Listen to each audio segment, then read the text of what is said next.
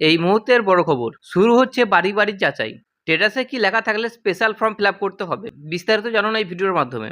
তো শুরু হতে চলেছে আবেদনপত্র, অ্যাপ্লিকেশন রিজেক্ট বা আন্ডার আন্ডার ইনকিউ তারা বাড়ি বাড়ি যাচাইয়ের আওতায় আসতে পারে।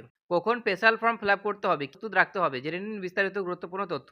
তো অন্নপূর্ণা যোজনার ৩,০০০ টাকা ব্যাংক অ্যাকাউন্টে জমা পড়েনি। আবেদনপত্রের স্ট্যাটাসে অ্যাপ্লিকেশন রিজেক্ট বা আন্ডার রিকভারি দেখাচ্ছে। অনেকে ভাবছেন তাহলে কি আর টাকা মিলবে না? প্রশাসন সাম্প্রতিক নির্দেশ মিলছে বড় আপডেট। যোগ্য আবেদনকারীর ক্ষেত্রে এবার শুরু হতে পারে ফিল্ড ভেরিফিকেশন। প্রয়োজনে পূরণ করতে হতে পারে স্পেশাল ফর্ম। তাই স্ট্যাটাসে কি লেখা থাকলে কি করতে হবে, জেনে নিন বিস্তারিত।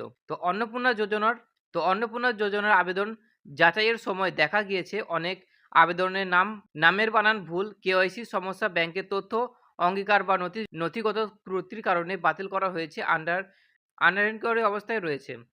প্রশাসনের মতে এর মধ্যে বহু আবেদনকারী প্রকৃতপক্ষ যোগ্য হতে পারে, তাই তাদের সুযোগ দিতে বাড়ি বাড়ি গিয়ে তথ্য যাচাই করার সিদ্ধান্ত নেওয়া হয়েছে। বর্তমান মূলত এই দুটি সমস্যা থাকার আবেদনকারীদের বিশেষ নজর দেওয়া হচ্ছে। অ্যাপ্লিকেশন রিজেক্ট, আন্ডার ইনকোয়ারি এই স্ট্যাটাস দেখলেই আবেদন চূড়ান্তভাবে বাতিল হয়ে গেছে এমন নয়।